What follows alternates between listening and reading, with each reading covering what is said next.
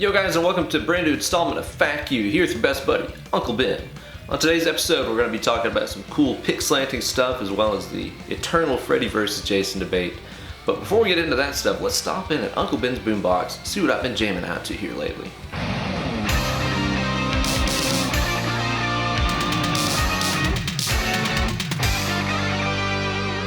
Here lately, I've been absolutely hooked on listening to the debut album by the Hit Points. You know how sometimes you run into a new band or album or something and you're like, why isn't the entire world jumping up and down and screaming about this? That's how I feel about this album. Long story short, in a nutshell, it's all kinds of classic video game music covered by incredible acoustic bluegrass musicians.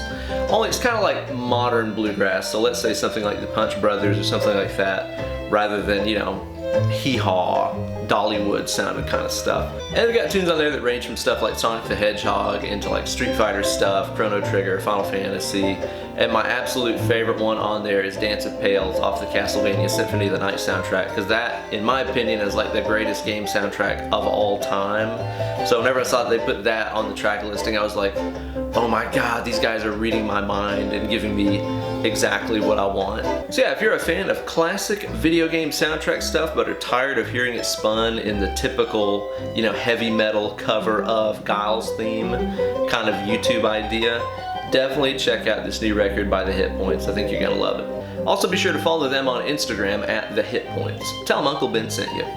Okay, first question today comes from MC Smofty, who asks, do you hold your pick differently when you do funky strumming? So that's a good question, and the answer is yes, I do. And I'm glad that you asked, because it's one of those things that I kind of do instinctively, so I usually forget to tell people about it and tell them to try it out. So I'm glad you asked this question.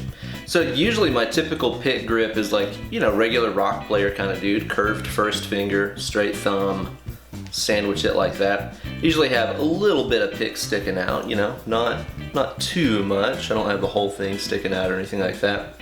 But I find whenever I try to play funky stuff with that kind of grip, well, for one, because there's not much material sticking out, I tend to end up brushing my fingernails and the sides of my fingers and tops of my fingers across the strings a lot, because that strumming motion, yeah, best thing I equate it to is like putting out a match, you know? When you're doing that with very little pick sticking out, you just kind of end up rubbing your fingers and your nails across the strings a lot, which doesn't always sound the best. So yeah, typically whenever I'm doing more funky strumming stuff, for one, more of the pick comes out. If I've got more of the pick sticking out, that means I'm just using a bigger target, you know, for lack of a better word. And also too, it just means that I can get my hand away from the strings more. Whereas again, if I've got just a super close grip, my hand's got to be really close to the strings. Well, whenever it's out like this, I can back away from the strings a little bit and concentrate on the strumming itself. But there's another key difference too. So remember a second ago I said I usually place the pick on the side of the finger and kind of sandwich it like that. I noticed that I actually get more of a pinch grip going on whenever I'm doing that funky strumming stuff. You can see there I've kind of got more of my fingerprint of my first finger on the pick. Whereas before it was on the side of the finger, you know, for typical rock picking stuff. For the funky strumming, I kind of go to more of the fingerprint. There's something about having the pick in that grip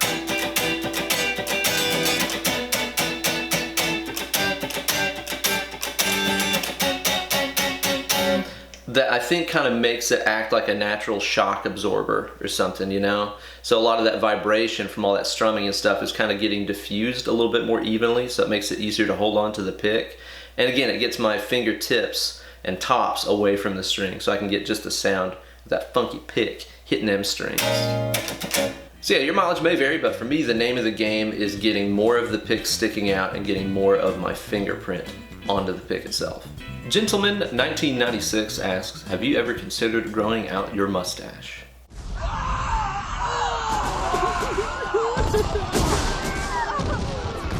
No. So Brian Estrella asks, Freddy or Jason? That's a fantastic question. Anybody that knows me or listens to my weekly horror movie review podcast, Dead and Lovely, knows that I do love me some scary movies, and we're entering into the Halloween season, which means I'm going to be watching a whole lot more, which is my favorite time of the year. So whenever I started getting into horror movies, Freddy and the Elm Street movies were kind of my first exposure to the, you know, classic 80s slasher monster character. I'll always love those Elm Street movies.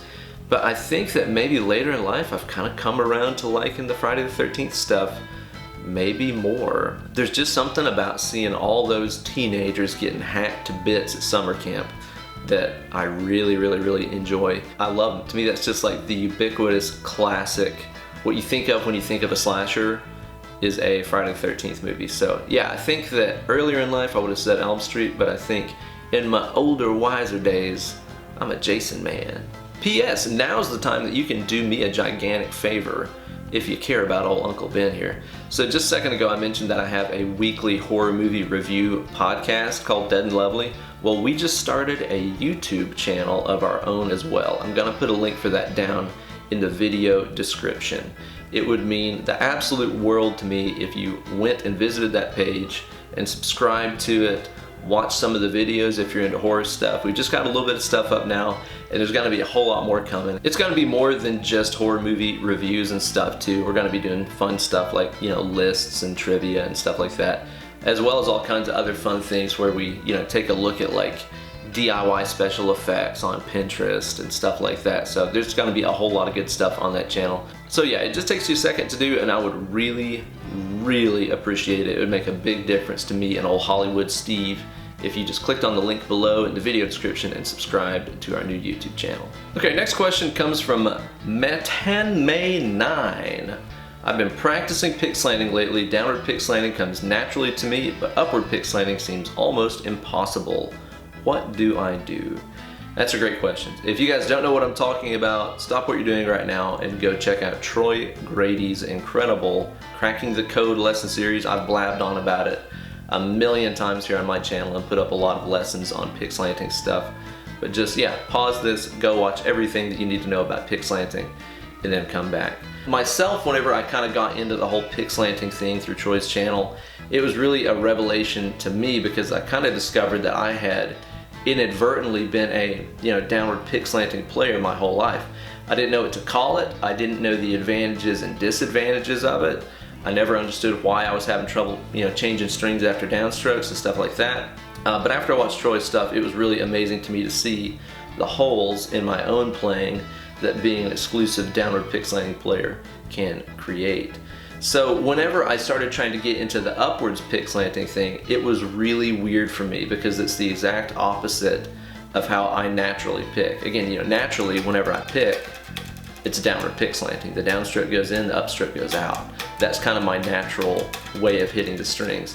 So the idea of doing this, where it's totally opposite, and the upstroke goes in, the downstroke goes out, was really strange for me too. And it's not just you and me, it's a lot of players that I've worked with, you know, over Skype and stuff over the past couple of years have had this exact same sentiment. And I'll tell you, the way that I kind of got used to the upwards pickslanting thing, one way that I started practicing that made a big difference to me is to take a lick that is expressly written for one type of pickslanting, right? So like, let's say like your typical sixes. So I take a 3-note per string scale, I'll use like an A Lydian scale here. And if you play the notes on each string twice, you get 6 notes, right?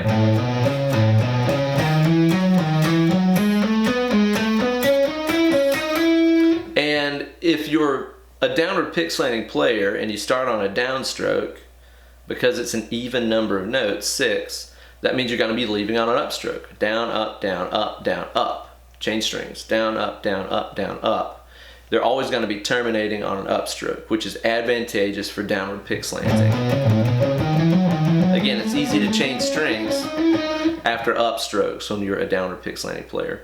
So I take a lick like that, that's definitely written for downward pickslanting, starting with a downstroke, right? And practice its exact inverse. I would put myself into that upward pickslanting kind of position, like this, and I would play it starting with an upstroke. So let me reiterate that there.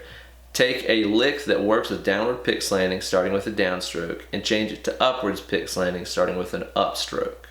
So it's just the exact mirror image of everything. Again, with upward pickslanting, the advantage is changing strings after downstrokes, right? And if I take a 6-note figure and I start it with an upstroke, it's going to terminate on a down. Up, down, up, down, up, down.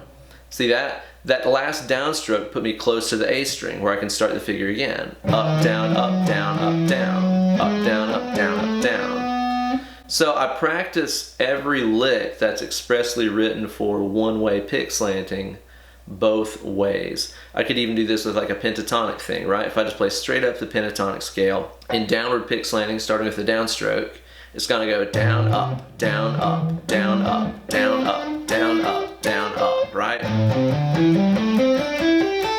Again, every string terminating on an upstroke, as is advantageous for downward pick slanters. Now I'll take that exact same thing and practice it flipped. Upwards pick slanting starting with an upstroke. Up, down, up, down, up, down, up, down, up, down, up, down. Okay? So again, any pattern that you learn,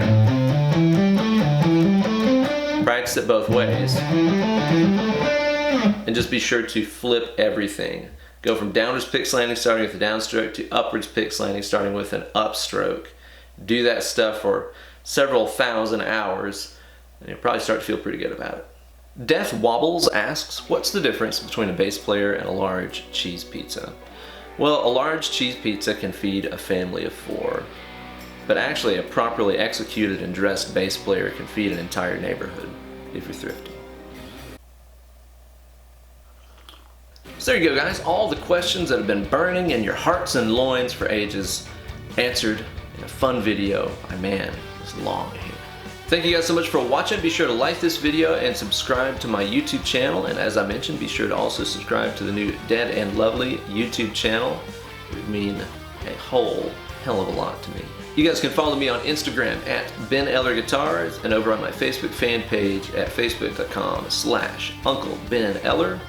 And be sure to please leave me some comments below with whatever questions you would like to see answered on the next edition of FAQ. Anything about playing guitar, music theory, my opinions on players and bands, food stuff, beer stuff, horror movie stuff, video game stuff, whatever. Nothing is off limits. So be sure to drop me some questions below that you'd like to see answered on a future episode. Thanks again for watching. Check out that Hit Points record and have yourself a nice day.